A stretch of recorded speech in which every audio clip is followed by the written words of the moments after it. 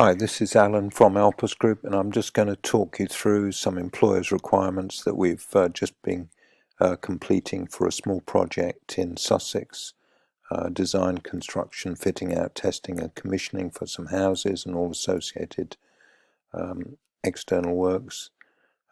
We've got a structure of the employers' requirements documents consisting of a project overview, the scope of works and services, the form of contractors' proposals required, the format required for the contract sum analysis, procedures that will be adopted upon award of the contract, the project brief, prescriptive or performance specifications or a combination of the two, site information, existing design drawings, program and delivery process including phasing, proposed form of contract, procedures for inspection, testing, commissioning and handover, responsibility for statutory approvals, design liability, requirements for warranties, professional indemnity and other insurance requirements, allocation of risk.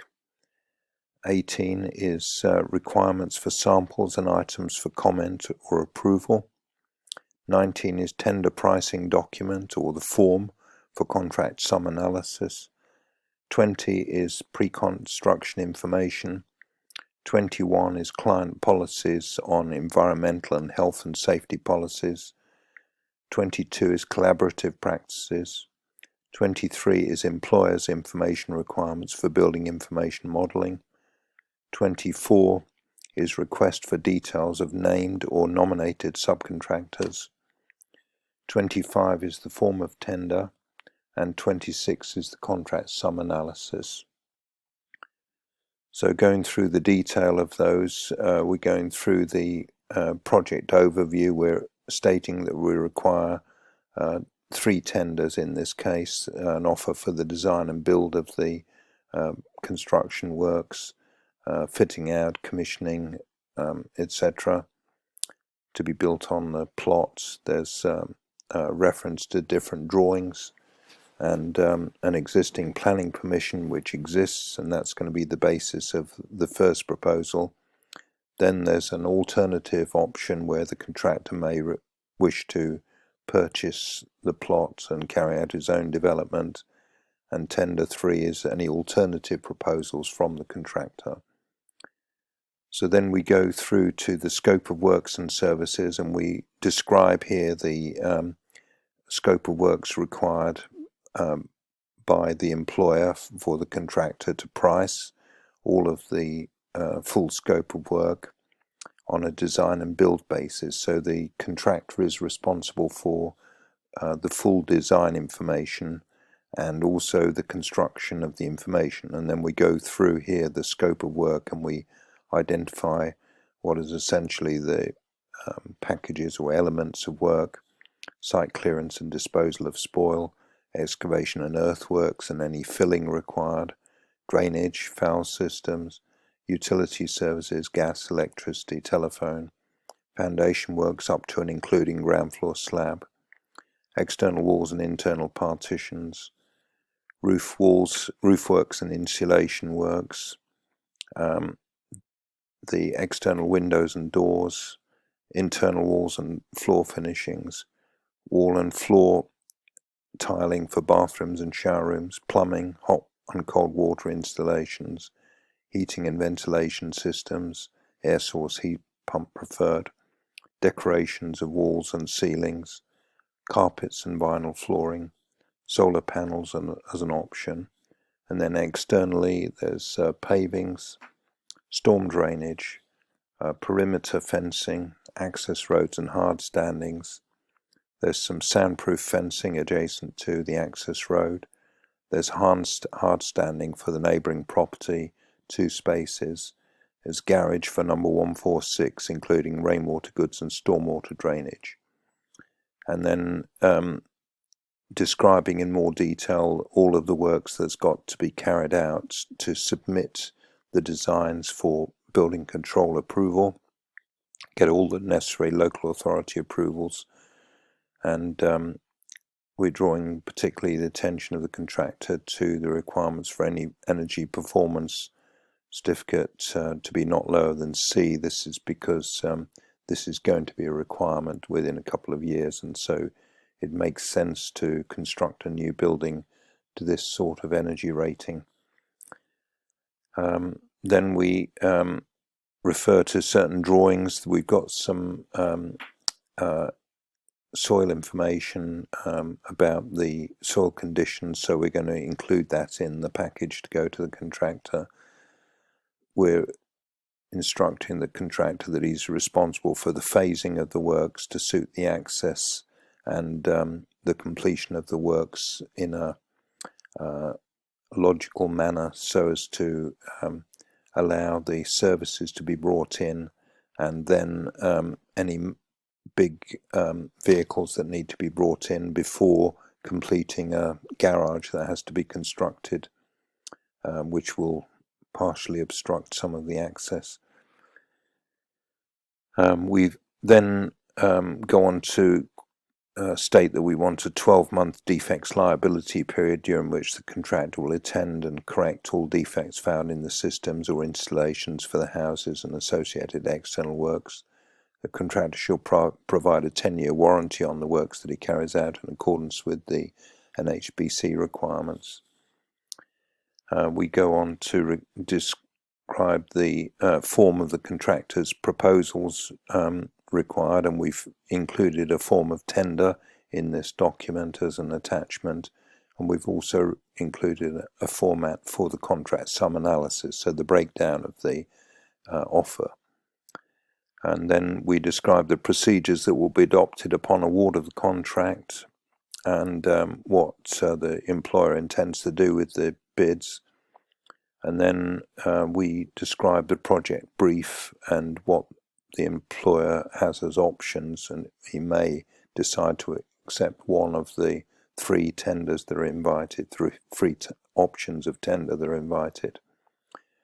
There's a prescriptive or performance specification, or a combination of the two. Brief overview there, but we're allowing the contractors to make proposals for the specification and the drawings, which will be more economic. The site is located at the back of a particular driveway, and the access is shown on the boundary location plan, so we're going to include that within the documents. There are existing design drawings, which are the planning drawings, which form the basis for the contractor to do his design and build proposal. And then we go through the program and delivery process, including the phasing of the work. As I mentioned, the logical completion of the work. The proposed form of contract is JCT, design and build. Contract suitably amended to suit the specific requirements of the site. 12 is procedures for inspection, testing, commissioning and handover documentation, i.e. the health and safety file that needs to be passed from the contractor with all the relevant records of approvals and inspections, including as-built drawings.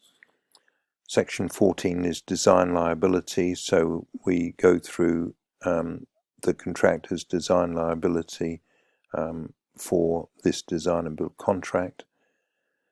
The requirements for warranties. Design and build contractor shall provide collateral warranties to the employer in respect of all specialist designs that he's going to commission, such as plumbing, heating, electrical, windows possibly, drainage, storm and foul systems, professional indemnity and other insurance requirements that are required for the works, and public liability insurance in respect of the whole of the works, the allocation of risk between the contractor and the employer, and then Section 18 is requirements for samples and items for comment or approval. Item 19 is the contract sum analysis, which we mentioned earlier. We'll show you that in just a minute.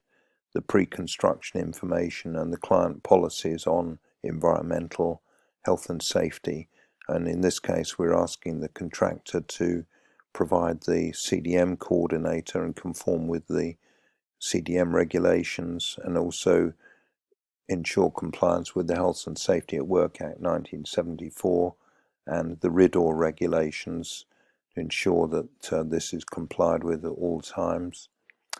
Collaborative practices, we want this to be a collaborative contract, even though the design and build is the obligation of the contractor. There are certain decisions and information required from the employer if he decides to sell these two houses, so he'll need to get the purchaser's selections for kitchens and bathrooms, colours of decorations and carpets. And if that can't be forthcoming, then the owner will have to agree with the contractor what is selected, and the contractor must be allowed to complete the works. Employer's requirements for building information modelling. The employer has no specific BIM requirements, but invites the contractor's proposals for this. And requests for details of named or nominated subcontractors. Well, there are no nominated subcontractors, and the employer requires that the design build contractor names his specialist subcontractors, provides details of their experience and qualifications for him to review. So this is the form of tender. So we've got option 1, the design and build contract. This is the space for the contractor to complete his details and offer to complete for the sum of it written in words. Tender number 2, which is an option, and tender number 3, which is alternative proposals from the contractor.